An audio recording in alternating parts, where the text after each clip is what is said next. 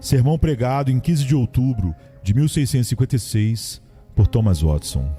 Desenvolvei a vossa salvação com temor e tremor, porque Deus é o que opera em vós tanto querer como efetuar, segundo a sua boa vontade. Filipenses 2, 12 e 13. Se existe alguma coisa excelente, esta é a salvação. Se existe algo que seja realmente necessário, é o desenvolvimento da salvação. Se há alguma ferramenta com a qual se trabalhar, esta é o santo temor. Desenvolvei a vossa salvação com temor. Essas palavras são uma exortação grave e séria, necessária não somente para aqueles cristãos que viveram no tempo dos apóstolos, mas altamente apropriada para esta época em que vivemos. Primeiramente, observe no texto o modo da advertência. Meus amados, o apóstolo tentou por todos os meios tornar-se agradável a fim de penetrar nos corações dos filipenses. Ele prescreveu uma pílula de evangelho e mergulhou-a no açúcar para que pudesse ser melhor engolida. Ele esforçou-se para levar os filipenses à compreensão do seu axioma, isto é, que tudo quanto falava com eles sobre suas almas, o fazia em puro amor. Às vezes, misturou suas palavras com lágrimas e falou chorando, como em Filipenses 3:8. Às vezes, ele as mergulhava em mel. Paulo sabia como reprovar. Era parte de seu trabalho e ferramenta de sua cirurgia espiritual. Repreende-os duramente, Tito 1,13. Ou, como dizem os gregos, severamente. Entretanto, quando terminava de lancetar, ele sabia como colocar vinho e óleo sobre a ferida. Ele oferecia aconchego como uma ama e desejava repartir com o povo não somente seus sermões, como também sua alma, como está em 1 Tessalonicenses 2, 7 e 8. Aqui, o apóstolo Paulo dá um exemplo a todos os ministros de Cristo. Seus corações devem arder não com o fogo da paixão, e sim com o do amor para com seu povo. Sendo eles os embaixadores de Cristo, devem vir com palavras de paz em seus lábios. Ainda que eu falasse a língua dos homens e dos anjos, e não tivesse amor, seria como o metal que soa, ou como um sino que tine. 1 Coríntios 13, verso 1. É melhor amar como um pastor do que falar como um anjo. O amor é aquela flor que deve crescer no coração e espalhar seu perfume nos lábios de cada ministro. Aqueles que vêm em espírito de moderação para seu povo provavelmente farão maior bem. Corações endurecidos serão rapidamente amolecidos pelo amor. O amor abrasado penetrará onde a cunha não pode penetrar. O raio quebra, todavia o sol funde. Quando o amor manifesta sua doce influência, faz com que o coração do pecador se desfaça em lágrimas. Quando as engrenagens estão duras e emperradas, coloca-se óleo para que fiquem flexíveis. A melhor maneira de amolecer um coração duro é enternecê-lo, é untá-lo com este óleo do amor. É por essa razão que a advertência se inicia com meus amados. Agora passarei à exortação em si. Desenvolvei a vossa salvação com temor e tremor, cujas palavras se dividem em três particulares. Primeiro, a ação, desenvolvei. Segundo, o objeto, sua salvação. Terceiro, o modo ou a maneira como devemos desenvolvê-la, com temor e tremor. Falarei principalmente das duas primeiras e retornarei brevemente à outra na aplicação. A proposição é a seguinte: deve ser a maior tarefa do cristão desenvolver sua própria salvação. O grande Deus nos colocou no mundo como se fosse numa vinha, e aqui está a tarefa que Ele nos deu, o desenvolvimento de nossa salvação. Há um versículo paralelo a este em 2 Pedro 1,10. Procurai fazer cada vez mais firme a vossa vocação e eleição. Quando não se pode garantir o status, os amigos ou a vida, garante a sua eleição. A palavra grega para fazer firme significa estudar ou quebrar a cabeça por alguma coisa. A palavra no texto, desenvolver, implica em duas coisas. Primeiro, implica em desvencilhar-se da preguiça espiritual. A preguiça é o travesseiro no qual muitos têm adormecido o sono da morte. E em segundo lugar, implica em reunir todas as forças de nossas almas com o propósito de desenvolvermos a salvação. Deus ordenou no paraíso que o homem não comesse da árvore da vida, e sim que se sustentasse pelo suor do seu rosto. Aquilo que chamamos desenvolver no texto tem vários significados nas Escrituras. Primeiro, algumas vezes é chamado de esforço, como está em Lucas 13, 29. Esforçai-vos para entrar pela porta estreita. Esforço como se alguém estivesse agonizando ou suando sangue. Segundo, outras vezes é chamado de busca, como em Mateus 6,33, buscando em primeiro lugar o reino de Deus, como um homem que perdeu seu tesouro e procura diligentemente por ele. Quanto a nós, perdemos a salvação. Adão, ao comer da árvore do conhecimento, perdeu a árvore da vida. Quanto à busca, guiemo-nos pelo exemplo de Davi e busquemos a salvação. A palavra buscar, conforme anotações de um escritor conhecido, significa perseguir alguma coisa com intenso desejo, assim como um condenado deseja o perdão. Terceiro, isso às vezes é chamado correr numa corrida. 1 Coríntios 9, 24. Correi de tal maneira que o alcanceis. O apóstolo parece aludir aos Jogos Olímpicos, os quais eram celebrados a cada 5 anos em honra a Júpiter. Nesses jogos, eles punham todas as suas forças. É uma longa corrida da terra para o céu. Portanto, deixe de lado cada peso do pecado que irá retardá-lo na corrida e esforça-se apressadamente para garantir sua vitória. Quarto, isso às vezes é chamado agir com violência. Mateus 11, 12. Se faz violência ao reino dos céus. Não deve existir somente diligência, mas deve existir violência. Não devemos somente orar, e sim orar ardentemente, como está em Tiago 5,16. Não devemos somente nos arrepender, porém sermos zelosos e arrependidos, como está em Apocalipse 3,19. Não somente amarmos, mas sermos cheios de amor, como está em Cantares 2,5. Isso é cometer violência.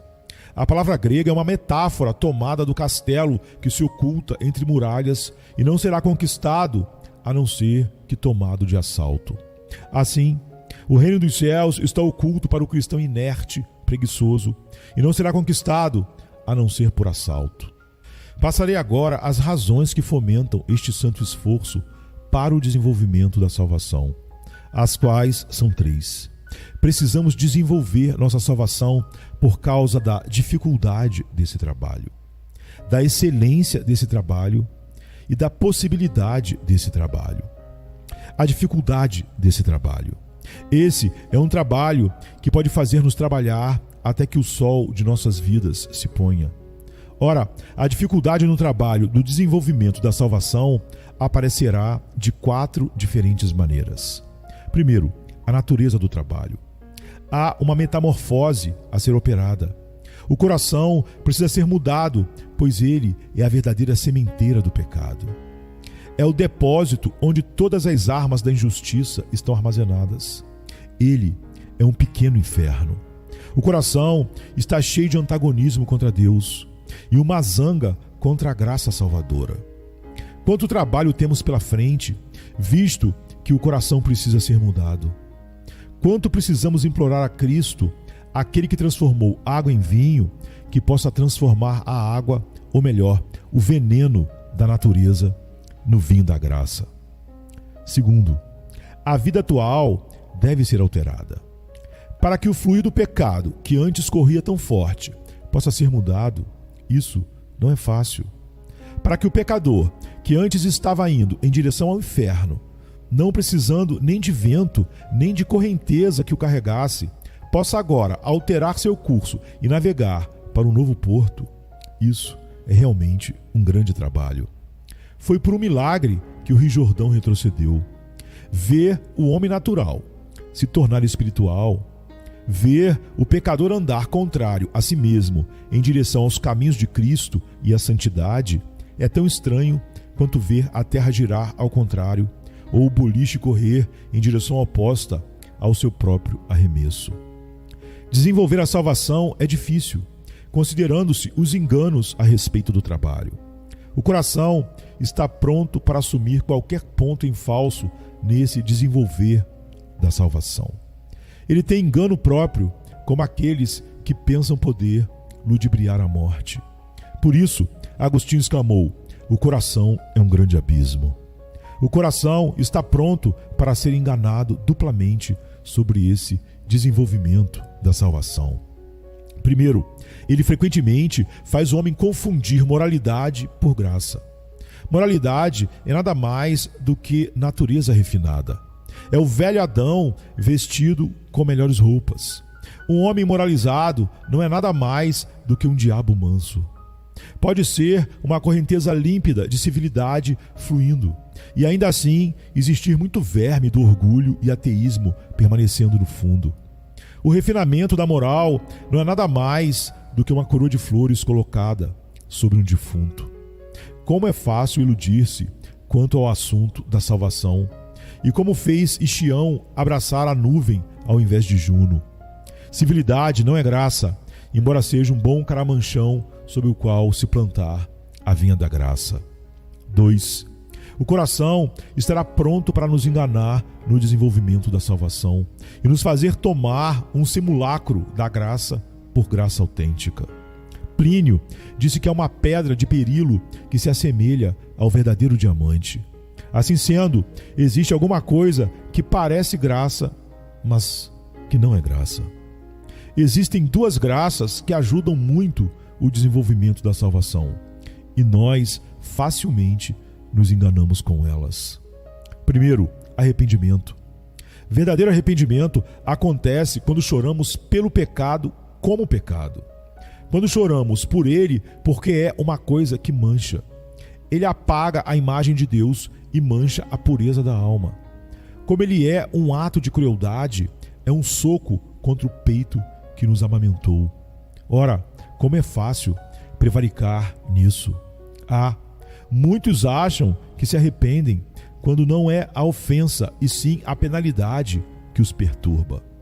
Não a traição e sim um instrumento punitivo dessa traição. B.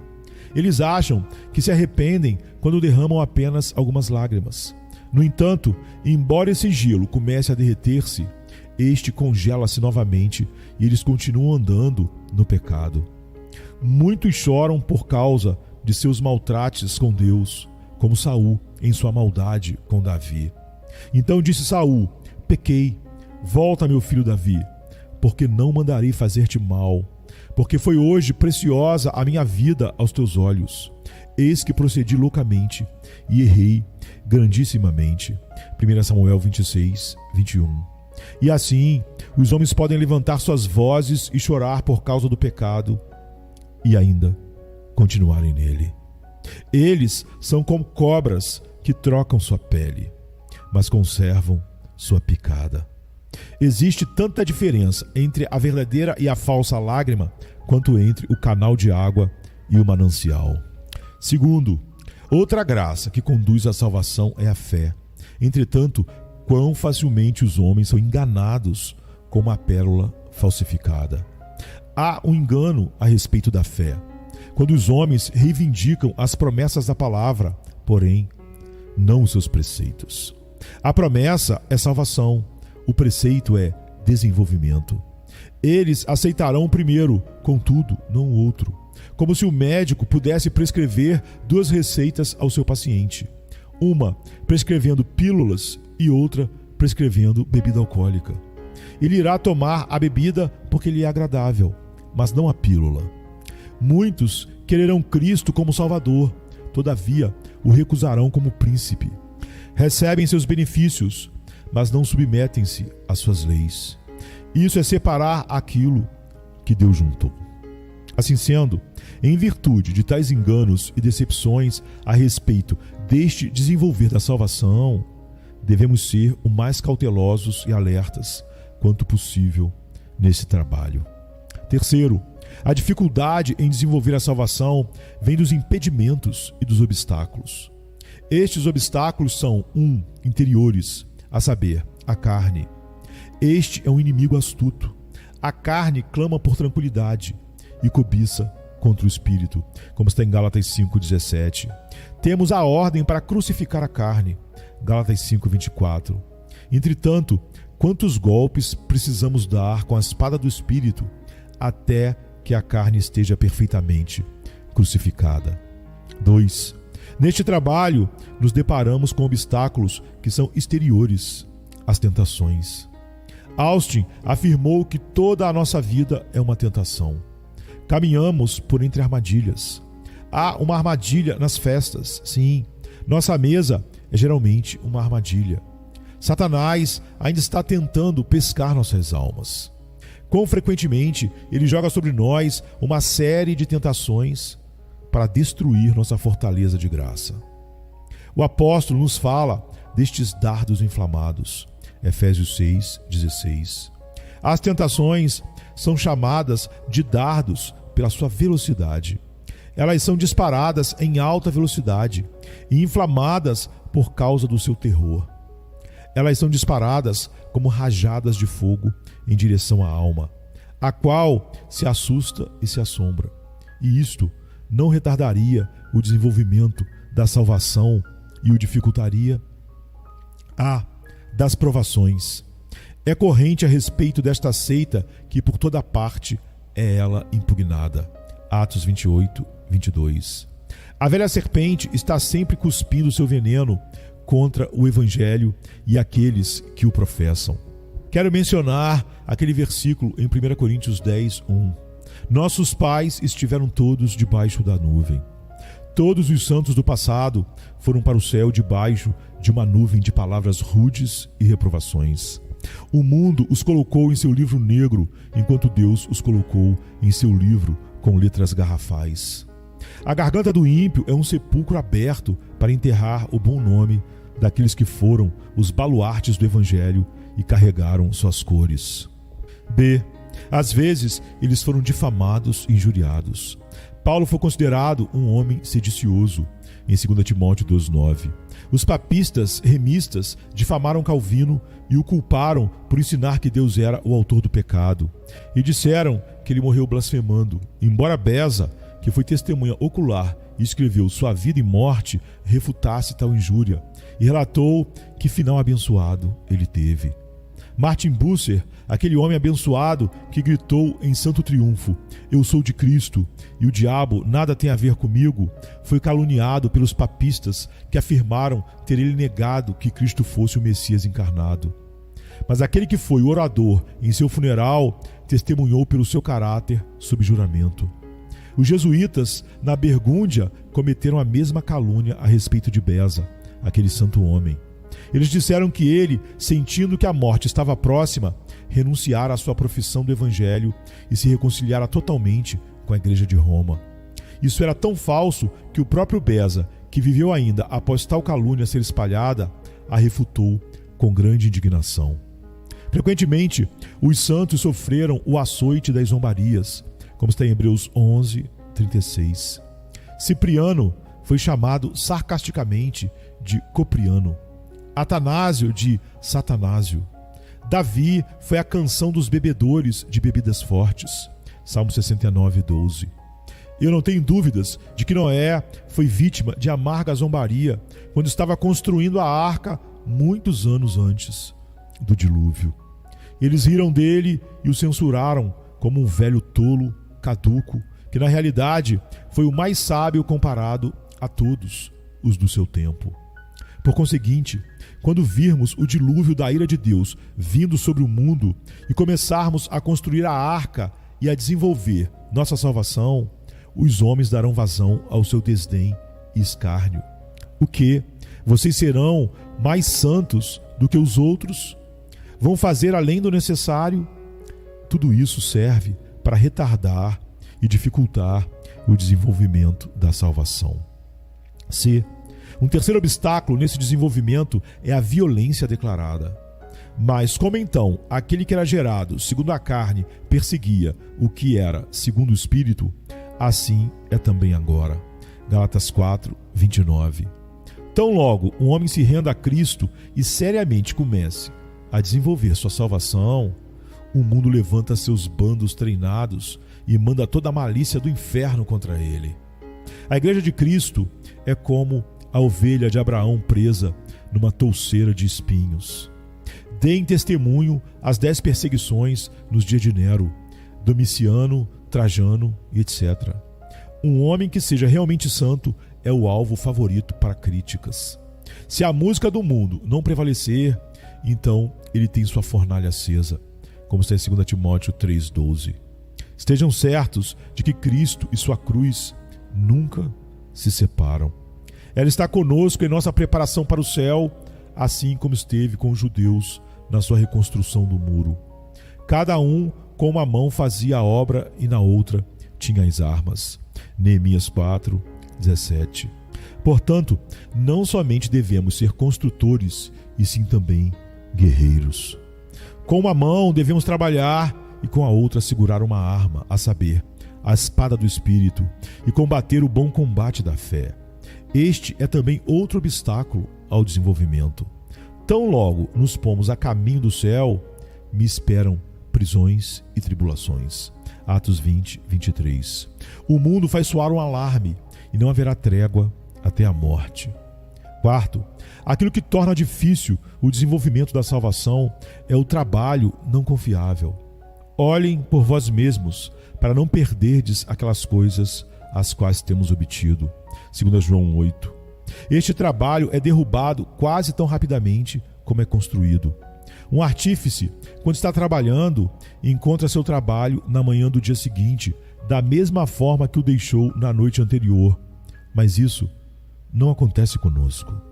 Quando estamos desenvolvendo nossa salvação pela oração, jejum e meditação, e interrompemos este trabalho por algum tempo, ao voltarmos a ele, não mais o encontraremos como deixamos. Uma grande parte do nosso trabalho terá sido derrubada novamente. Precisamos estar então continuamente alertas. Sê vigilante e confirma os restantes que estavam para morrer, porque não achei as tuas obras perfeitas diante de Deus. Apocalipse 3, verso 2. Tão logo um cristão seja tirado do fogo do santuário, ele estará pronto para esfriar e congelar novamente na segurança. Ele é como um relógio de pulso. Quando lhe dão corda em direção ao céu, ele rapidamente desenrola-se para a terra e para o pecado novamente. Quando o ouro é purificado na fornalha, ele se mantém puro. Porém, isso não acontece com o coração. Deixe-o aquecer com uma ordenança. Deixe-o purgar no fogo da aflição. Ele não se mantém puro, mas rapidamente junta óleo e corrupção. Nós raramente permanecemos bem dispostos por muito tempo. Tudo isso mostra o quanto é difícil desenvolver a salvação. Não somente devemos trabalhar, mas também vigiar.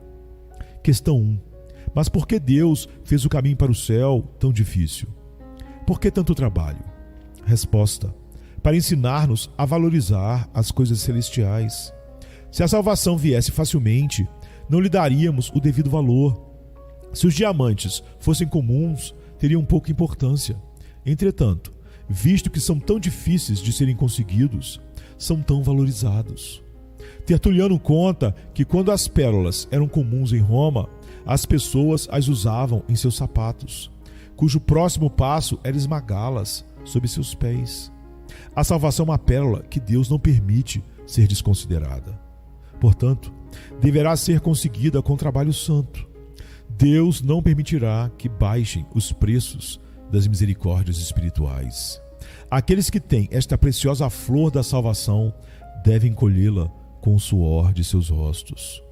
Devemos trabalhar e nos esmerar para podermos estar qualificados para o céu. Um pai deixará sua herança ao filho, todavia, primeiro, ele lhe dará uma educação para que possa estar qualificado para ela. Deus nos dá a salvação. Contudo, primeiro, ele nos fez idôneos para participar da herança dos santos na luz. Colossenses 1:12. Enquanto estamos trabalhando, estamos correndo. e nos adequando para o céu. O pecado está sendo enfraquecido, a graça está sendo amadurecida. Enquanto estamos em combate, estamos nos preparando para a coroa. Primeiro se amadurece o odre antes de colocar o vinho. Deus irá nos amadurecer com a graça antes de derramar o vinho da glória. Questão 2. Mas se deve haver este trabalho, como se diz que o jugo de Cristo é suave? Resposta. Para a parte carnal é difícil. Porém, onde há a infusão de um novo e santo princípio, o jugo de Cristo é suave. Não é um jugo, e sim uma coroa. Quando as rodas da alma são lubrificadas com graça, então um cristão se move no caminho do Evangelho com facilidade e alegria. Uma criança se alegra em obedecer a seu pai. Para Paulo, servir ao Senhor era o céu. Segundo o homem interior, tem um prazer na lei de Deus. Romanos 7, 22. E quão rapidamente a alma é levada por essas asas. O serviço de Cristo é a liberdade de Cristo. Portanto, o apóstolo chama isso de lei da liberdade. Tiago 1, 25. Servir a Deus, amar a Deus, ter prazer em Deus é a mais doce liberdade do mundo. Cristo não faz como fez Faraó. Faziam servir os filhos de Israel com dureza. Êxodo 1, 13. Mas ele põe sobre eles os constrangimentos do amor. O amor de Cristo nos constrange. 2 Coríntios 5, 14. Seus preceitos não são cargas, são privilégios. Não são obstáculos, são ornamentos. Portanto, seu jugo é leve. Mas para o homem não regenerado, este fardo tem um peso que o atormenta e aborrece.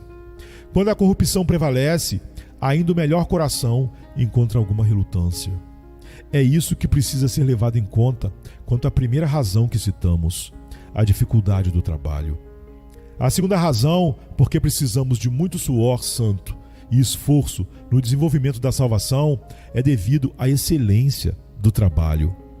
Poucos serão salvos, portanto, devemos trabalhar o máximo que pudermos para estarmos entre esses poucos. O caminho para o inferno é largo, ele está repleto de riquezas e prazeres. Ele tem uma rua de ouro, por isso há muitos que viajam por ele. No entanto, o caminho para o céu não lhes é atraente. Não é uma trilha batida e poucos podem achá-la. Os anunciadores da graça universal dizem que Cristo morreu intencionalmente por todos, mas então, por que nem todos são salvos? As intenções de Cristo poderiam ser frustradas? Alguns afirmam tão grosseiramente que todos serão realmente salvos, porém, não foi o que disse o Senhor Jesus.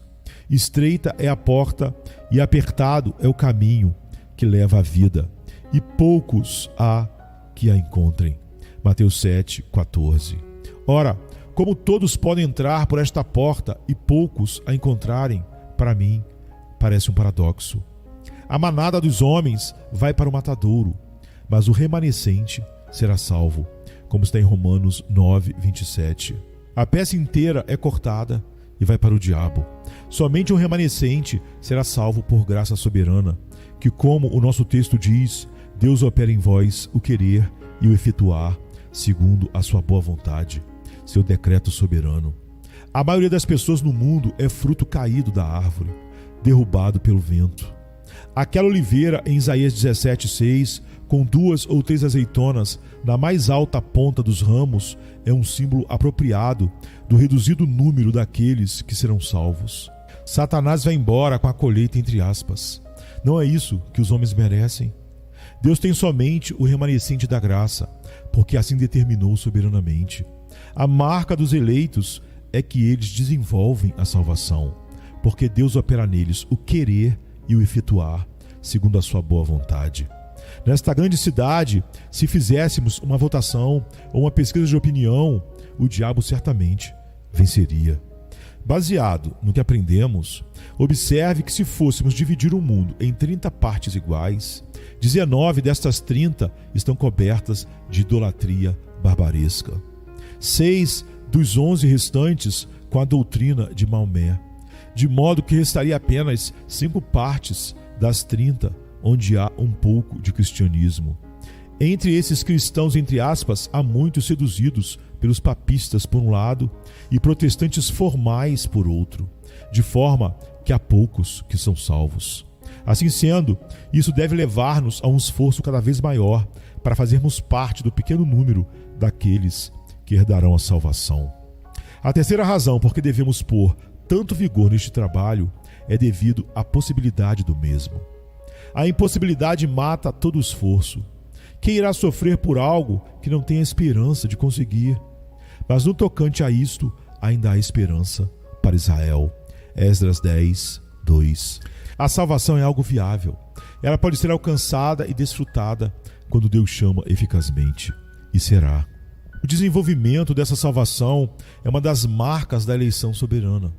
Oh, amigos, embora a porta do paraíso seja estreita, ela ainda está aberta. Está fechada para os demônios, aberta, porém, para vocês. Quem não se esforçaria por entrar por ela? É uma questão de livrar-se de seus pecados, remover esta fina camada de barro que os mascara, desinflar seu orgulho e assim talvez vocês possam entrar pela porta estreita. Esta possibilidade da salvação, aliás, probabilidade, deve fazer com que vocês empenhem sua vida nesse esforço. Se há alimento, por que continuarem por mais tempo morrendo de fome em seus pecados? Aplicação 1. Informação. Este texto mostra que a salvação não é algo tão fácil como tantos imaginam. Muitos fantasiam um modo elegante e fino de se chegar ao céu. Um suspiro ou lágrima ou Senhor, tenha misericórdia, supondo que isso irá salvá-los. Aqueles que assim creem estão num sonho dourado. O texto nos fala de desenvolver nossa salvação. Basílio compara o caminho para o céu com um homem passando por uma ponte estreita. Se ele caminhar muito na beira, ele cai e se afoga. Aquele que pensa que o caminho é fácil, nunca esteve realmente no caminho. Há tantos preceitos a serem obedecidos, tantas promessas nas quais crer, tantas tentações para se resistir, que não acharemos fácil o caminho. Não basta apenas a diligência, tem que haver também a violência. Amados, a porta do céu não é igual àquela porta de ferro que se abriu para Pedro espontaneamente. Atos 12, 10. Não, é necessário bater e forçar. Jacó obteve a bênção por causa dos trajes de Esaú, os quais vestiu. O nome Esaú em hebraico significa trabalho. Se alguém usa o traje bordado da salvação, deve consegui-lo trabalhando. Desenvolvei a vossa salvação. O general Aníbal abriu caminho para seu exército através dos Alpes. Devemos abrir nosso caminho para a glória em meio às dificuldades. Gosto da resposta dada de pronto por um homem com uma picareta escavando um caminho através da rocha. Encontrarei o caminho, ou abrirei um. Devemos ir para o céu através do suor e do sangue. Não se consegue nada sem trabalhar duro. Você não pode ter o mundo sem trabalhar. E como teria Cristo e a salvação sem fazê-lo? Um homem escava para achar uma saída, e não escavaria muito mais para achar ouro?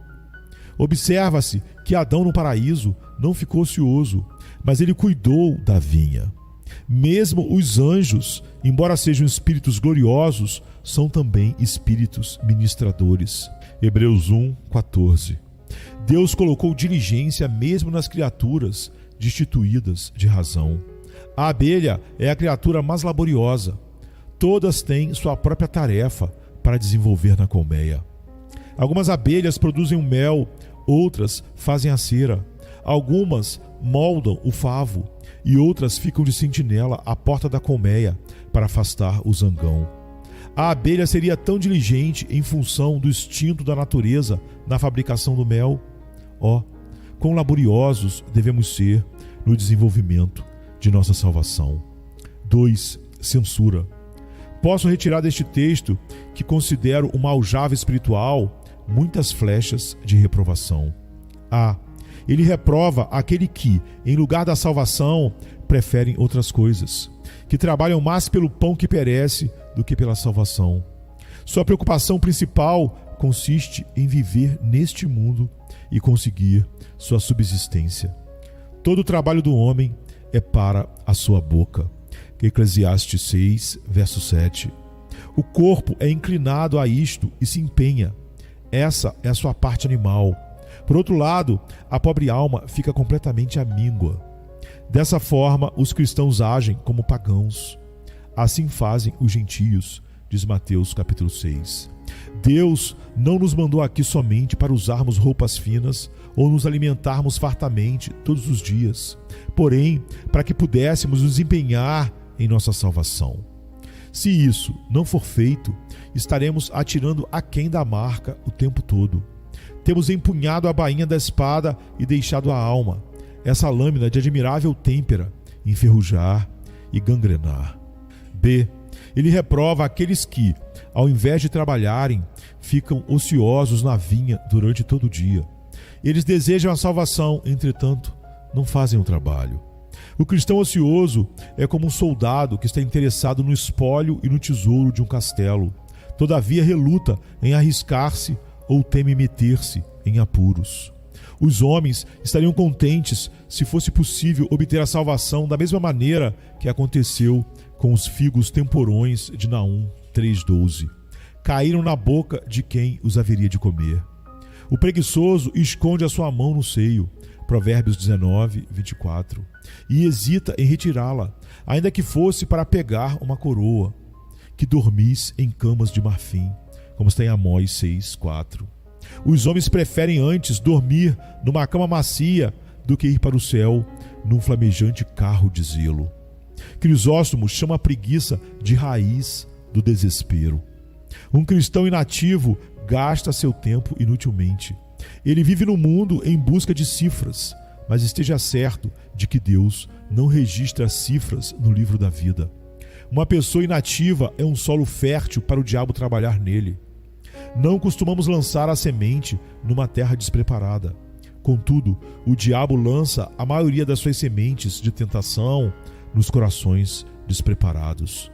Jerônimo faz a seguinte observação sobre o caranguejo: enquanto a ostra se abre, o caranguejo joga uma pedrinha em sua boca, de modo que ela não possa mais se fechar, e então o caranguejo a devora. O diabo é como este caranguejo quando ele pega os homens bocejando, o que é comum para aqueles que são preguiçosos. Então ele atira suas pedras de tentações em suas bocas e os devora. C. Ele reprova aqueles que, ao invés de fazerem do evangelho um deleite e se entregarem ao trabalho, porque o amor de Cristo os constrange, fazem dele uma brincadeira. Estes são aqueles que têm encontrado um novo caminho para o céu, que tornam o caminho mais fácil do que Cristo jamais o fez. Assim, como dizer que não há lei para o crente? E se não há lei, então não há transgressão. E se não há transgressão, não há necessidade de arrependimento. Entre o arminiano e o antinomiano, há um atalho para o céu. O arminiano diz que temos poder em nós mesmos para crer. E o antinomiano diz que o crente não está debaixo de nenhuma lei. Ele não está obrigado a nada. Cristo fez tudo por ele, de modo que, dando este passo, ele está automaticamente no céu. Se essa doutrina é verdadeira, então todos os dias são dias de folga. E o apóstolo cometeu um erro quando disse: desenvolvei a vossa salvação. D. Ele reprova aqueles que, ao invés de desenvolverem a própria salvação, discutem-na, como se pudessem argumentar contra a autoridade das Escrituras e fazer de nossa fé uma fábula. Tal como argumentar contra a imortalidade da alma e assim, de uma vez por todas, derrubar o tribunal da consciência, como se pudessem argumentar contra a divindade de Cristo. Esta pode ser chamada, realmente, de doutrina de demônios, como está em 1 Timóteo 4:1. É uma doutrina diametralmente oposta ao versículo em 1 João 5:20. E no que é verdadeiro estamos, isto é, em seu Filho Jesus Cristo. Este é o verdadeiro Deus e a vida eterna. Este texto é uma proteção contra o socianismo. Oh, que paciência Deus tem para com aqueles que abrem suas bocas para blasfemar contra Cristo, para que a terra não se abra para engoli-los. É lamentável que os tais se atrevam a contestar a divindade do Filho de Deus, mas isso será para a própria condenação deles.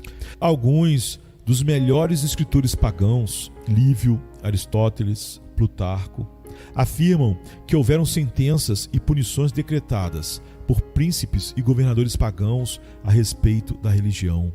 Se o pagão não permitia que o seu Deus fosse blasfemado, porventura os cristãos permitiriam que Cristo fosse blasfemado? Este texto reprova aqueles que adiam o desenvolvimento da salvação até que não podem mais trabalhar. Eles adiam o arrependimento até chegarem à idade avançada e à enfermidade.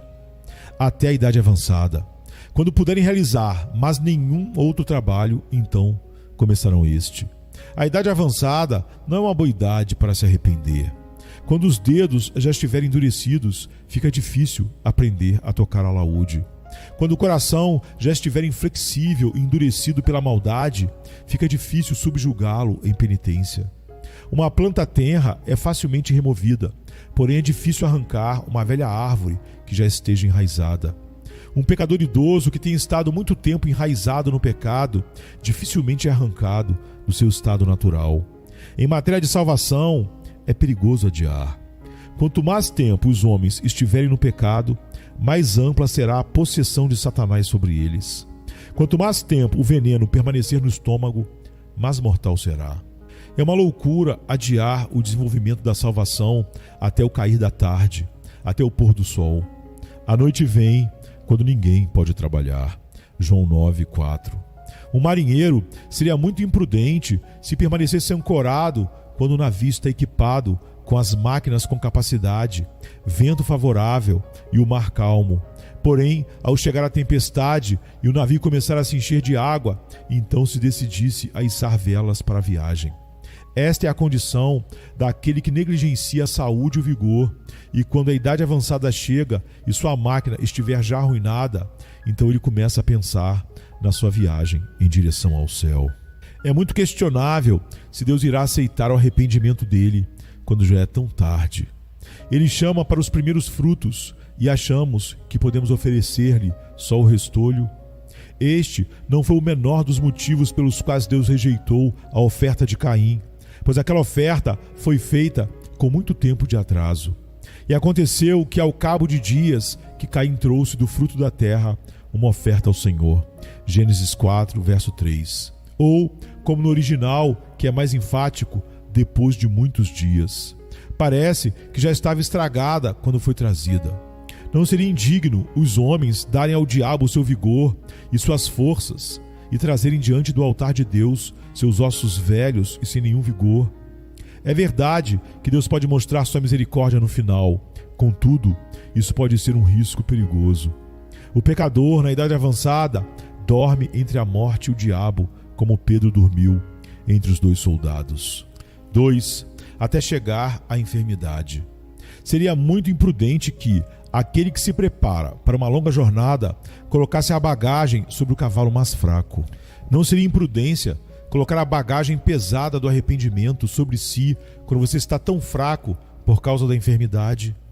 Quando as mãos vacilam, os lábios tremem, as forças diminuem e o coração desfalece? Possivelmente você sofrerá terrível enfermidade. Possivelmente não terá o uso de seus sentidos. É possível que Deus negue sua graça a você, e então, onde estará seu arrependimento? É provável que aquele que se esquece de Deus em tempos de saúde, Deus se esqueça dele em tempos de enfermidade. F. Esse texto reprova aqueles que começam a trabalhar, mas não desenvolvem sua salvação. Não basta ter um bom começo. Alguns aqui, como Jeú, atiraram-se com tudo na religião, mas em pouco tempo seu esmorecimento é bem visível. Nós vivemos no outono. Observamos muitos que uma vez floresceram e deram boas esperanças de verdadeira conversão. Porém, suas primaveras transformaram-se em outonos. Pararam de trabalhar para o céu, um sinal de que a motivação era apenas superficial e não vital. Israel rejeitou o bem. Oséias 8, verso 3. Eles que uma vez foram diligentes e zelosos na oração, que se reuniam santamente, agora deixaram as coisas boas. Eles se cansaram em sua caminhada para o céu. Eu tenho pensado com frequência que há muitos que podem ser comparados à imagem de Nabucodonosor em Daniel, capítulo 3. A princípio, eles pareciam ter a cabeça de ouro. Eles se assemelhavam a gloriosos professores. Então depois pareciam ser prata, depois cobre, ferro e então barro. Eles, por fim, se degeneraram no pecado. Assim como acontece com manhãs ensolaradas, eles rapidamente se tornaram nublados. Epifânios fala dos gnósticos, que a princípio pareciam ser um povo santo e rigoroso, todavia, posteriormente, caíram na libertinagem. Alguns se tornaram tão impudentes que vangloriaram-se de sua apostasia. Foram os tempos quando eles liam e oravam com suas famílias, mas agora agradecem a Deus porque têm se tornado mais sábios e abandonaram essas tarefas. Bem como se você pudesse ouvir o diabo vangloriando-se de que primeiro era um anjo de luz, porém agora se transformou no anjo das trevas. Os apóstatas são os mais ricos despojos que Satanás leva consigo. Ele irá pendurá-los no inferno como seu troféu de triunfo. Os tais que deixaram de trabalhar, que leiam este trovejante versículo em 2 Pedro 2,21. Porque melhor lhes fora não conhecer o caminho da justiça do que, conhecendo-o, desviarem-se do santo mandamento que lhes fora dado. Ao deixar de trabalhar, eles perderam tudo o que haviam feito antes. Eles perderam sua recompensa. Aquele que corre metade da corrida e depois desmaia, perde o prêmio. Não tem a marca dos eleitos de Deus. 3. E assim eu passarei para o próximo ponto de aplicação, que é o da exortação, para persuadir a todos, pelas misericórdias de Cristo, a desempenharem este grande trabalho, o desenvolvimento de sua salvação. Amados, eis aqui uma fórmula para chegar ao céu, e eu incluiria a todos nesta fórmula. Reúnam todas as forças de suas almas. Não deem descanso nem a Deus, nem a vocês mesmos, até que tenham confirmado sua eleição. Cristãos, não deixem de trabalhar. Façam isso imediata, honesta e incessantemente. Persigam a salvação como se fosse uma caçada santa. Outras coisas são assuntos de simples conveniência. Salvação é uma questão de necessidade.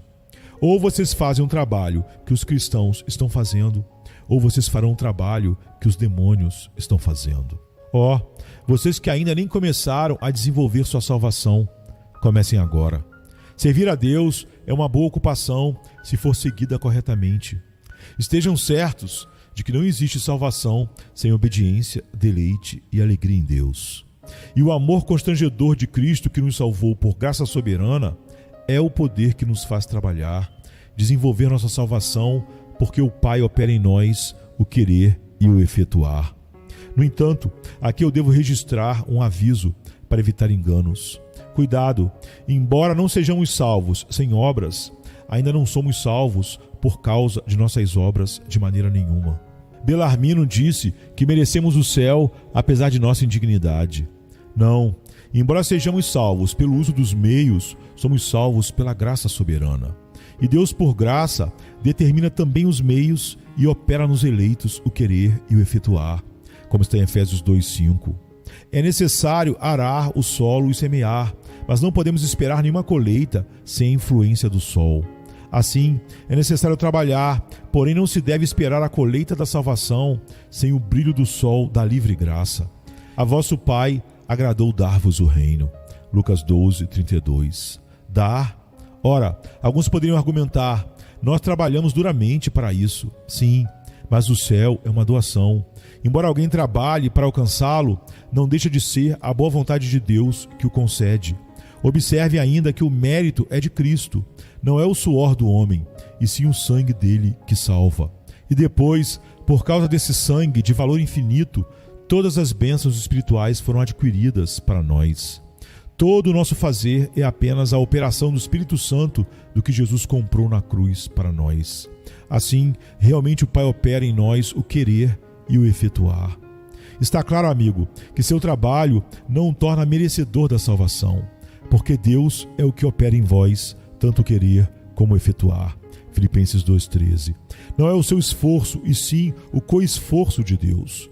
Assim como o professor guia a mão da criança para que possa escrever, semelhantemente o Espírito de Deus precisa propiciar sua cooperação, ou tudo o que fazemos seria inútil, presunçoso e pecaminoso. Como pode então um homem ter mérito pelo trabalho quando é Deus que opera nele o querer e o efetuar. Tendo dado este aviso, devo agora reassumir a exortação e persuadi-lo a desenvolver a sua salvação. Entretanto, primeiro, quero remover 2 obstáculos que permanecem no caminho. Obstáculo 1. Você nos exorta a desenvolver nossa salvação, mas não temos nenhum poder para isso. Resposta: é verdade, não temos nenhum poder. Nego que tenhamos livre-arbítrio. O homem, antes da conversão, é puramente passivo. Daí as Escrituras chamarem isso de coração de pedra. Ezequiel 33:6. O homem, em seu estado natural, não pode preparar-se para a sua própria conversão, mais do que a pedra pode preparar-se para ser amolecida. Não obstante, quando Deus começa a atrair, podemos seguir. Aqueles ossos secos em Ezequiel não poderiam, por si mesmos, viverem. Porém, quando o sopro veio sobre eles, então viveram e se puseram de pé. Ezequiel 37:10. Pergunta: que tal se Deus não tivesse implantado o princípio da graça?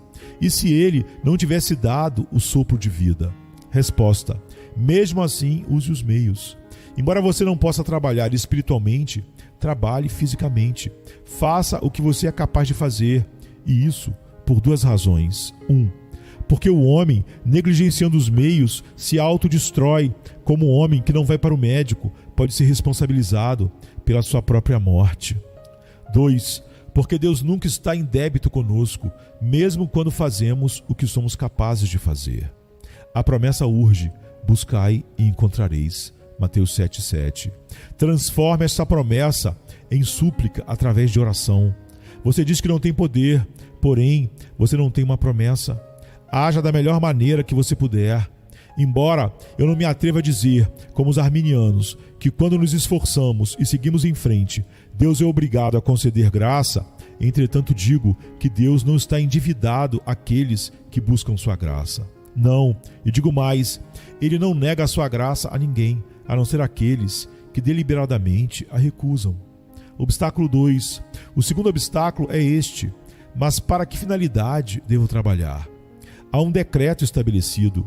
Se Deus decretou que devo ser salvo, serei salvo. Resposta: Deus decreta a salvação sem desprezar esforço e os meios. Por isso, Ele opera o querer e o efetuar, como está em 2 Tessalonicenses 2,13. Orígenes, em seu livro Contra Celsos, observa um sutil argumento daqueles que discutem sobre sorte e destino. Alguém deu um conselho ao seu amigo doente de que não fosse para o médico. Por quê? Ele disse: está escrito pelo destino se você vai se recuperar ou não. Se for seu destino recuperar-se, então você não precisa do médico. E se não for seu destino, então o médico não lhe fará nenhum bem. A mesma falácia é usada pelo diabo contra os homens. Ele os induz a não se empenharem. Se Deus tiver decretado que eles serão salvos e não há necessidade de porfiar. Se Ele não tiver decretado sua salvação, então o trabalho deles não lhes fará nenhum bem. Este é um argumento retirado do pensamento do diabo. Mas dizemos que Deus decreta o fim usando os meios. Deus decretou que Israel entraria em Canaã. Contudo, primeiro eles deveriam lutar contra os filhos de Anak. Deus decretou que Ezequias deveria recuperar-se de sua doença, porém ordenou que colocasse pasta de figos com emplasto sobre as chagas. Isaías 38:21. Não usamos tais argumentos em outros assuntos. Um homem não diz: se Deus decretou que eu terei uma colheita este ano, eu terei uma colheita este ano, porque eu terei que arar, semear ou adubar a terra. Não, ele usará os meios e esperará pela colheita. Embora a bênção do Senhor é que enriquece, como está em Provérbios 10:22. Isso é uma verdade. A mão dos diligentes enriquece. Provérbios 10:4. Os decretos de Deus são executados através de nosso trabalho decretado por Ele. E assim, amigo, tendo removido estes obstáculos, deixe-me agora persuadi-lo a empenhar-se nesse trabalho abençoado, o desenvolvimento de sua salvação. E para que minhas palavras possam prevalecer, eu proporei vários argumentos com a finalidade de motivá-lo a este trabalho. 1. O primeiro argumento ou motivo para trabalhar é retirado da preciosidade da alma. Bem podemos nos esmerar para que possamos estar a salvo do perigo. A alma é a divina centelha acesa pelo sopro de Deus. Ela supera o mundo em valor e importância, como está em Mateus 16, 26.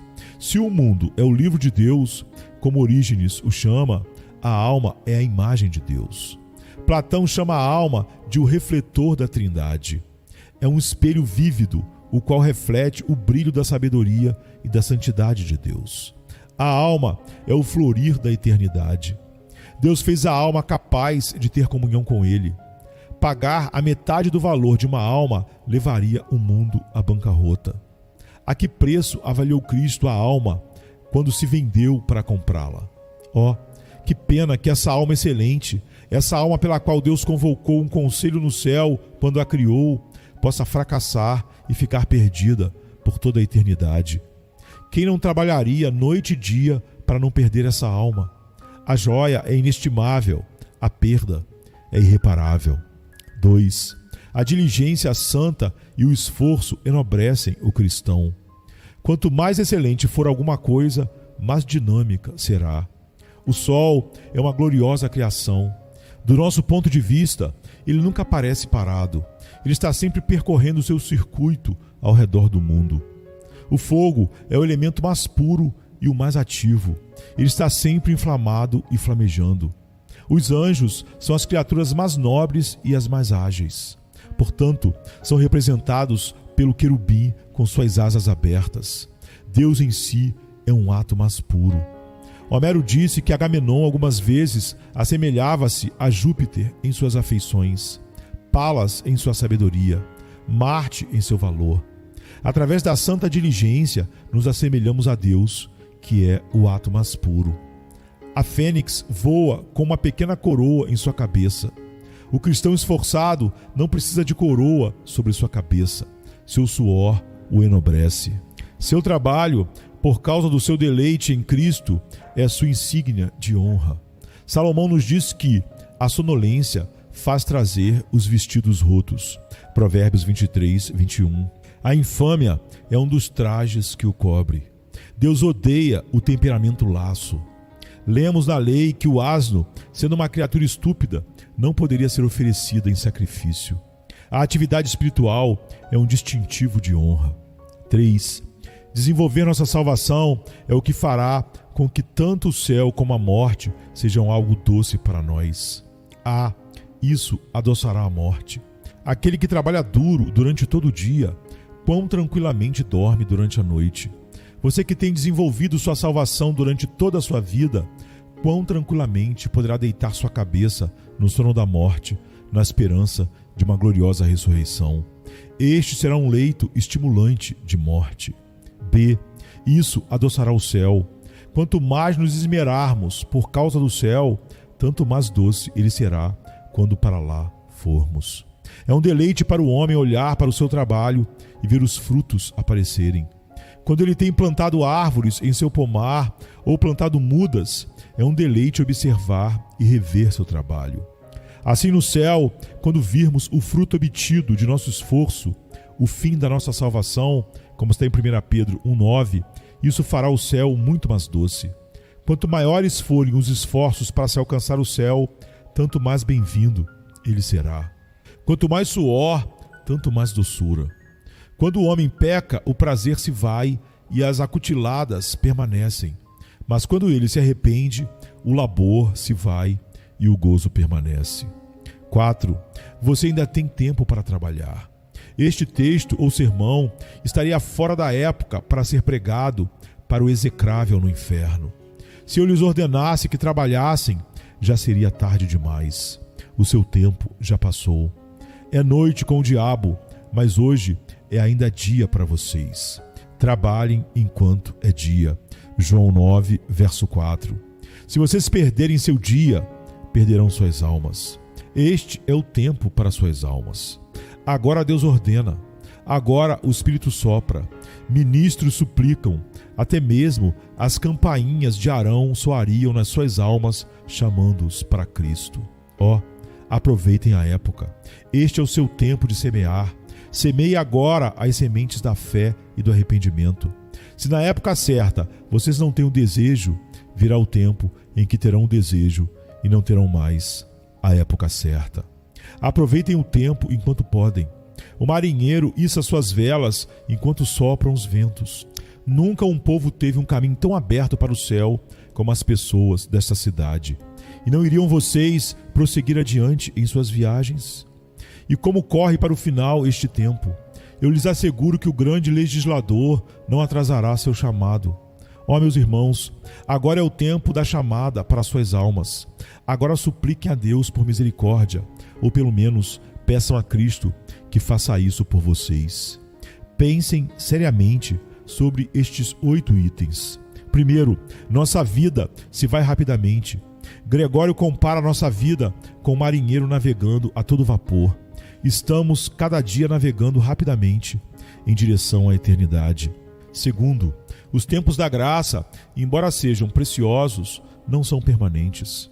A misericórdia desprezada será como a pomba na arca de Noé. Abrirá suas asas e voará para longe de nós. A época áurea da Inglaterra e da humanidade irá passar rapidamente. As bênçãos do Evangelho são muito doces, porém são muito passageiras. Mas agora isso está encoberto aos teus olhos. Lucas 19:42.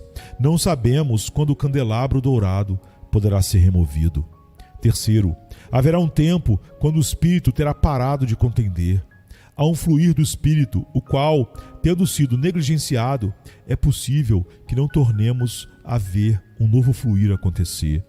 Quando a consciência para de acusar, geralmente é porque o Espírito parou de contender. Quarto, a perda das oportunidades do Evangelho será o inferno do inferno. Quando então, no último dia, o pecador deverá pensar consigo mesmo: ó, o que eu poderia ter sido? Eu poderia ser tão rico quanto os anjos, tão rico quanto o céu pudesse me tornar. Eu tive o tempo oportuno para trabalhar e o perdi. Isso será como um câncer corroendo-o. Isso intensificará e acentuará sua miséria. Portanto, permitam que tudo isso venha rapidamente persuadi-los a desenvolver a sua salvação. Quinto, vocês podem desenvolver sua salvação sem que isso os impeça de realizar seu trabalho profissional. Desenvolver a salvação e realizar seu trabalho secular para o qual foi chamado não é inconsistente. E coloco dessa forma para evitar objeções. Alguém poderia dizer: mas eu trabalho tanto visando o céu que não tenho tempo para os meus negócios. Estejam certos de que o sábio Deus nunca faria com que um dos seus mandamentos interferisse em seu sustento. Da mesma forma como Ele quer que vocês busquem o seu reino, Mateus 6,33, Ele também quer que supram o sustento de suas famílias, 1 Timóteo 5,8. Vocês podem desenvolver os 2 negócios juntos. Não gosto daqueles que fazem com que a igreja exclua o emprego comercial, fazendo com que passem todo o tempo ouvindo e assim negligenciando suas responsabilidades no lar, como 2 Tessalonicenses 3,11. Eles são como os lírios do campo, os quais não tecem nem fiam, Mateus 6,28. Deus nunca selou nenhuma autorização a favor da preguiça. Ele ordena e recomenda diligência em sua ocupação, o que pode também nos incentivar a buscar a salvação, porque esta ocupação não nos isentará de nossas outras obrigações. Um homem pode seguir a Deus totalmente, como Caleb, em Números 14:34, e ainda fazer como Davi, seguir ovelhas pejadas, Salmo 78:71. Piedade e diligência devem andar juntas. Sexto, a inexcusabilidade daqueles que negligenciam o desenvolvimento de sua salvação. Eu imagino ouvir Deus discutindo o caso com um homem no último dia, da seguinte maneira: por que você não trabalhou? Eu lhe dei tempo para fazê-lo. Eu lhe dei iluminação com que trabalhar. Lhe dei meu evangelho, meu espírito, meus ministros. Eu lhe dei talentos para trabalhar. Coloquei a recompensa diante de você. Por que não desenvolveu a sua salvação? Tanto pode ser preguiça quanto obstinação. Teria havido algum outro trabalho de tão grande importância para você fazer? Você trabalhou nos tijolos, mas não no ouro. O que poderia dizer a seu favor para que a sentença não lhe fosse dada? Ó, como o pecador ficará sem palavras nessa hora, E como cortará seu coração pensar em como negligenciou a salvação, sem poder explicar o porquê. 7º, a inexprimível miséria daqueles que não desenvolveram sua salvação. Aqueles que dormem na semeadura mendigarão na colheita. Após a morte, quando estiverem esperando receber uma colheita de glória, eles estarão implorando por uma gota d'água, como fez o rico no Hades. Os vadios desocupados são levados presos para serem investigados. Aqueles que não desenvolveram sua salvação, saibam que o inferno é a prisão de Deus, para a qual serão mandados. 8º, se tudo isso não os convencer, considerem por último para o que estamos trabalhando. Ninguém se esmera por uma ninharia. Estamos trabalhando por uma coroa, por um trono, por um paraíso, por Deus sendo nosso deleite para sempre. E tudo isso está compreendido em uma só palavra: salvação. Eis algo estimulante em que trabalhar. Todos os homens desejam a salvação. É a coroa de nossas esperanças. Nenhum esforço é grande demais para se consegui-la. Quantos sacrifícios os homens estão dispostos a fazer para conseguirem o poder e o cetro na terra? Imagine então se os reinos deste mundo fossem mais gloriosos do que são, com alicerces de ouro, muros de pérolas, janelas de safiras. O que seria isso comparado ao reino pelo qual trabalhamos? Seria mais fácil abraçar todo o universo do que descrever esse reino em todo o seu esplendor e magnificência. A salvação é uma coisa formosa. Está tão acima de nossos pensamentos quanto está acima de nossos merecimentos. Como isso pode acrescentar asas aos nossos esforços. O mercador correrá por regiões de frio e calor a fim de conseguir um pequeno prêmio. O soldado, por um rico soldo de guerra, suportará a bala e a espada. Ele suportará alegremente uma primavera sangrenta, visando obter uma colheita dourada. Então, quanto mais nós devemos dar nosso santo suor por este bendito prêmio da salvação. E tendo exposto alguns argumentos a fim de persuadi-los a executar este trabalho, agora proporei algumas diretrizes que lhes ajudarão a executá-los. E aqui lhes mostrarei quais são aquelas coisas que precisam ser removidas, pois elas poderiam atrasar nosso trabalho, e quais são as coisas que devem ser buscadas, pois as mesmas irão apressá-lo. Devemos remover aquelas coisas que retardarão o desenvolvimento de nossa salvação. Há 6 obstáculos no caminho de nossa salvação que devem ser removidos. 1. Os alçapões do mundo. Enquanto os pés estiverem numa armadilha, o homem não pode correr. O mundo é uma armadilha. Enquanto nossos pés estiverem nele, não podemos correr a carreira que nos está proposta, como está em Hebreus 12:1. Se um homem tivesse que escalar uma rocha íngreme com pesos amarrados em seus pés, estes atrasariam sua escalada. Tantos objetos que valorizamos muito atrasarão nossa escalada dessa rocha íngreme que leva à salvação. Enquanto o nó dos negócios está girando, faz tanto barulho que mal podemos ouvir o ministro levantando sua voz como uma trombeta. O mundo sufoca nosso zelo e apetite pelas coisas celestiais. A terra apaga nosso ânimo. A música do mundo nos encanta e nos faz dormir, e por isso não podemos trabalhar. Nas minas de ouro há gases venenosos. Quantas almas têm sido destruídas por esses gases que sobem da terra. 2. O segundo obstáculo no caminho da salvação é a tristeza e a indisposição.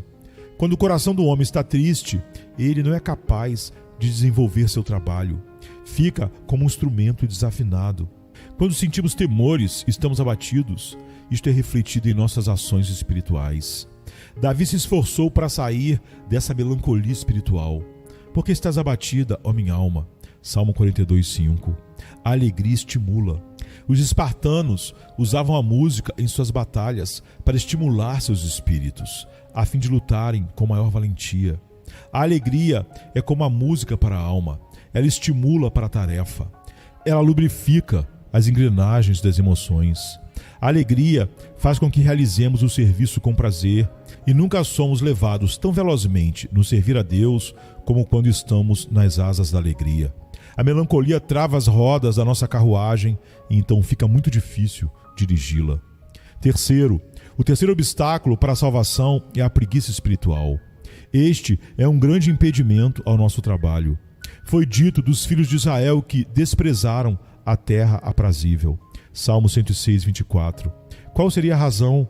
Canaã era um paraíso de delícias, um tipo de céu, sim, mas eles pensaram que esta lhes traria uma grande quantidade de problemas e exigiria muito esforço para ser alcançada. Assim, eles preferiram continuar sem ela. Desprezaram a terra aprazível. E acaso não existem milhões entre nós que prefeririam ir dormindo para o inferno mais do que esforçarem-se em ir para o céu? Eu ouvi falar sobre alguns espanhóis que viviam perto de um local onde existia grande quantidade de peixes. Todavia, eram tão preguiçosos que não se esforçavam em pescá-los. Eles os compravam de seus vizinhos. Existe uma preguiça tão pecaminosa sobre a maioria das pessoas, de modo que, embora Cristo esteja perto delas, embora a salvação lhes seja oferecida através do Evangelho, ainda assim elas não a desenvolvem. A preguiça faz cair em sono profundo. Provérbios 19, 15. Adão perdeu sua costela enquanto dormia, e muitos são os homens que perdem suas almas durante o sono profundo. 4. O quarto obstáculo no caminho da salvação é a opinião de que a salvação é muito fácil. Deus é misericordioso e, se acontecer o pior, nós somente temos que nos arrepender. Deus é misericordioso, é verdade. No entanto, Ele é justo. Ele não prejudica a sua justiça por mostrar misericórdia. Portanto, observe aquela cláusula na proclamação, que ao culpado não tem por inocente. Êxodo 34, 7. Se um rei proclamasse que seriam perdoados somente aqueles que viessem à sua presença e se submetessem ao seu cetro, poderia ainda alguém que persistisse na rebelião reivindicar o benefício desse perdão? Ó pecador, você gostaria de receber misericórdia, no entanto, sem depor as armas da injustiça? Somente arrepender-se? É este somente que nós não podemos alcançar, a não ser que Deus direcione nossa seta. Diga-me, pecador, é coisa fácil para um homem morto viver e andar? Você está espiritualmente morto e embrulhado em sua mortalha, como está em Efésios 2:2. É fácil a regeneração? Não há angústias no novo nascimento? É fácil negar a si mesmo? Você sabe o quanto o verdadeiro evangelho deve custar e o que ele pode custar? Ele deve custar a sua separação de suas concupiscências, e ele pode custar a sua própria vida. Preste atenção a esta obstrução. A salvação não é per saltum, não é um passeio pela floresta. Milhares têm ido para o inferno por causa desse engano. Os óculos de aumento da presunção têm feito a porta estreita parecer mais larga do que realmente é. 5. O quinto obstáculo no caminho da salvação são os amigos ímpios. É perigoso dar ouvido à sua voz. A serpente falou a Eva. A esposa de Jó o teria impedido de servir a Deus. Ainda retens a tua integridade? Jó 2:9. O que? Ainda orar e prantear? Aqui o diabo lançou uma tentação para Jó através da sua esposa. Os amigos ímpios tentarão nos desviar da nossa meta. Qual a necessidade de tanto esforço para ser salvo? O menor empenho bastará.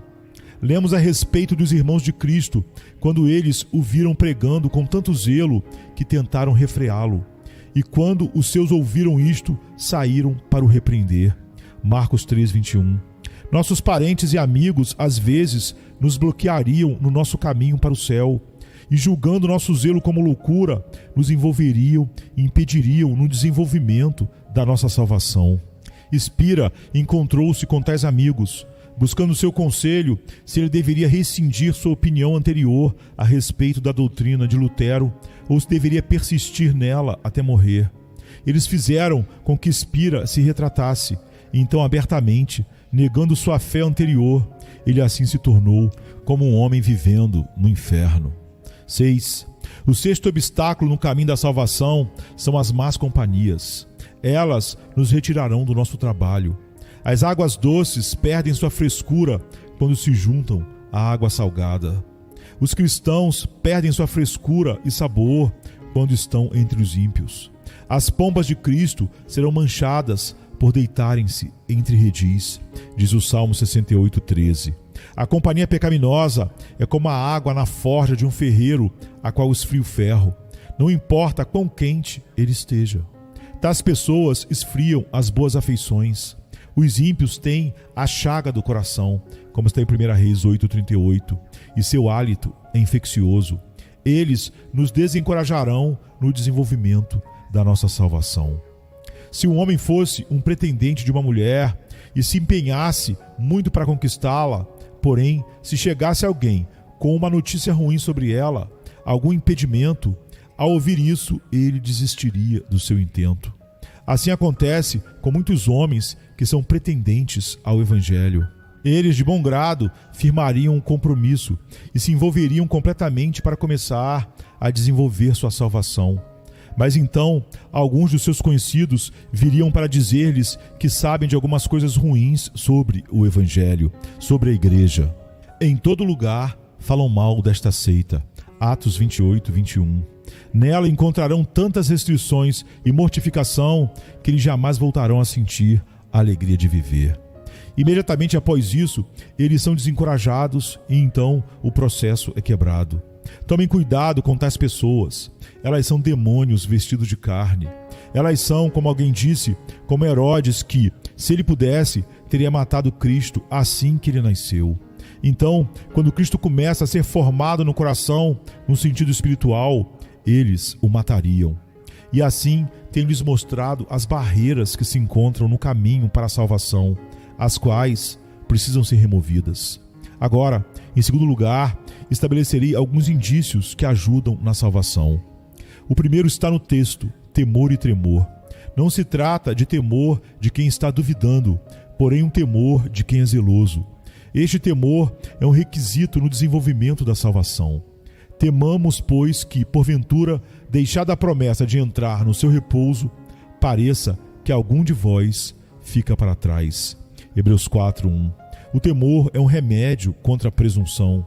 O temor é uma espada flamejante que se movimenta em todas as direções para impedir o pecador de entrar. O temor estimula, é um antídoto contra a preguiça. Pela fé, Noé, divinamente avisado das coisas que ainda não se viam, temeu. E para a salvação de sua família, preparou a arca. Hebreus 11:7. O viajante, temendo que a noite o alcance, antes que chegue ao fim de sua jornada, ele exporia seu cavalo para que caminhe mais rápido.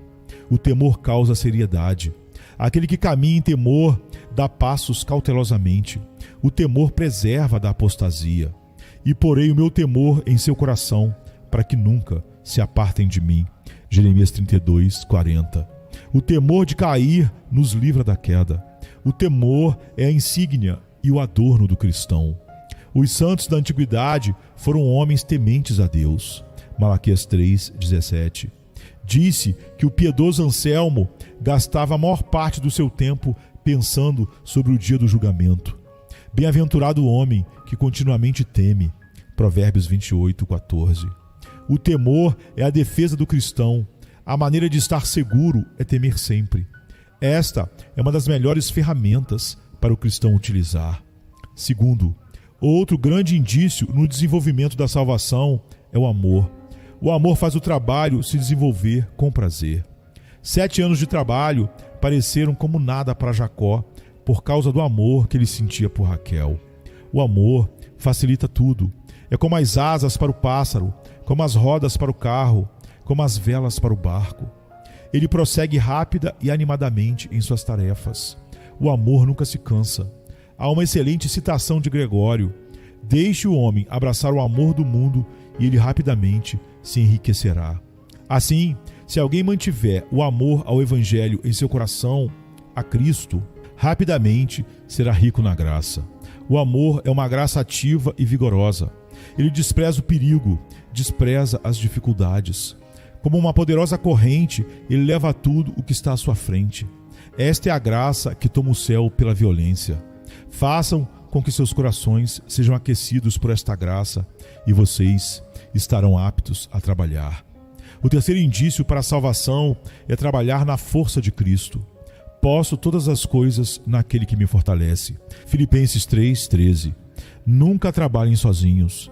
A força de Sansão estava em seu cabelo, e a força do cristão está em Cristo. Quando vocês tiverem que realizar alguma tarefa, que resistir a alguma tentação, que subjugar alguma fraqueza, façam-no na força de Cristo. Alguns saem para combater o pecado na força das resoluções e dos votos. Eles são rapidamente derrotados. Façam como Sansão. Ele primeiro clamou ao céu por ajuda, e então, abraçando os pilares, demoliu a casa sobre os líderes filisteus. Quando envolvemos Cristo no trabalho, abraçamos os pilares de uma ordenança e assim pomos abaixo a casa sobre a cabeça de nossas concupiscências. Quarto, vão com calma. Sejam humildes, não pensem que vocês merecerão qualquer coisa pelo seu trabalho. Satanás nos impede do trabalho ou nos tornará orgulhosos dele. Deus precisa perdoar os nossos trabalhos antes de coroá-los. Se pudéssemos orar como os anjos, derramar rios de lágrimas, construir igrejas, erigir hospitais e tivéssemos o conceito de que mereceríamos qualquer coisa por causa disso, seria como uma mosca morta num frasco de perfume. Macularia e ofuscaria a glória do trabalho.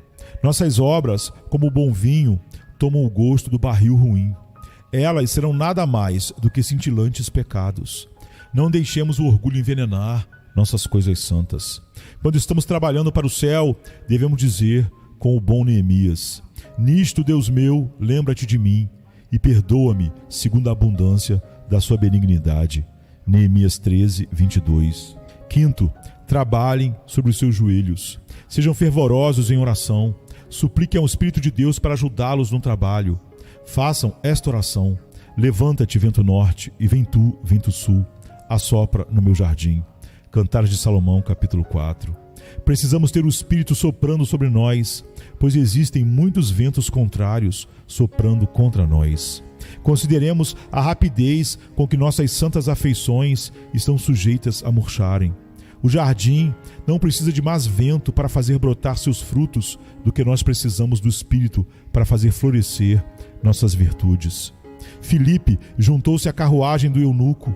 O Espírito de Deus precisa juntar-se à nossa carruagem. Do modo como o marinheiro mantém a mão no leme, assim também ele mantém os olhos nas estrelas.